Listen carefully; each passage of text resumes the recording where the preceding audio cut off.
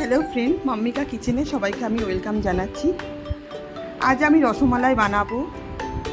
আপনারাও বাড়িতে এইভাবে বানান, বানিয়ে দেখুন কেমন লাগছে, আমার কমেন্ট সেকশনে জানাবেন। আপনাদের যদি ভালো লাগে লাইক করবেন এবং শেয়ার করবেন। এবার তবে শুরু করা যাক। আমি প্রথমে 1 কিলো দুধ নিয়েছি, এটাকে ভালো করে ফাটিয়ে ছানা তৈরি করে নিয়েছি এবং ছানাটা আমি ভালো করে জল চুকিয়ে শুকনো করে আমি একটা পাত্রে নিয়েছি, নিয়ে ভালো করে চটকিয়ে নিয়েছি। ভালো করে চটকানো হবে, প্রায় 5 থেকে 8 মিনিট চটকিয়ে নিয়েছি। যখন দেখবেন থালায় লাগছে না, তার মানে আপনার এটা হয়ে গেছে। এরপর আপনি কি করবেন, ওর মধ্যে একটু কর্নফ্লাওয়ার দিয়ে তারপর আবার 5-6 মিনিট ভালো করে চটকাবেন, ভালো করে চটকাবেন। এদিকে আপনি কি করবেন, তিন কাপ জল নিয়ে নেবেন এবং 2 কাপ চিনি নিয়ে নেবেন, নিয়ে চাশনি তৈরি করবেন। আর ওর মধ্যে আপনি 2টো এলাচ দিয়ে দেবেন। আমি এদিকে বসিয়ে দিয়েছি। এদিকে আমি কি করেছি, ওই ছানাটাকে গোল গোল করে লেচি করেছি ছোট ছোট, এবং আমি অনেকক্ষণ ধরে করেছি। করার পর যখন দেখছি হাতে লাগছে না এবং ফুটো ফুটো গায়ে হচ্ছে না, তখন বুঝবেন হয়ে গেছে। ভালো করে এইভাবে গোল গোল করবেন। আমি সমস্তগুলোকে গোল গোল করে নিলাম। তারপর আমি কী করলাম, ওই গরম জলের মধ্যে একটা করে করে আমি দিয়ে দিলাম, দিয়ে আমি ঢেকে দিলাম। আমি 5 মিনিট করার পর আমি খুলে আমি নাড়ালাম। নাড়ানোর পর আমি আবার ঢেকে দিয়েছিলাম 5 মিনিট, তারপর আবার খুললাম, তারপর আমি নাড়ালাম।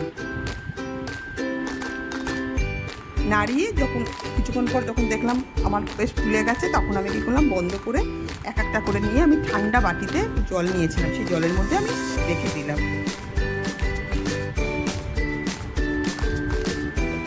আমি আর কিছুটা বাকি ছিল, সেটাও আমি কটা করে নিলাম এইভাবে। এদিকে দুধ নিলাম, আমি মোটামুটি 1 কিলো দুধটাকে আমি 1/2 কিলো মতো করলাম।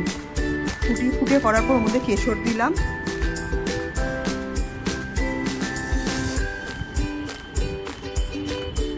চিনি দিলাম। চিনি আপনারা স্বাদ মতো দেবেন। আমি একটু কম দিয়েছি, তার কারণ হচ্ছে আমাদের ঘরে মিষ্টিটা সব কম খায়। একটু রং দিলাম, একটু গোলাপ জল দিলাম।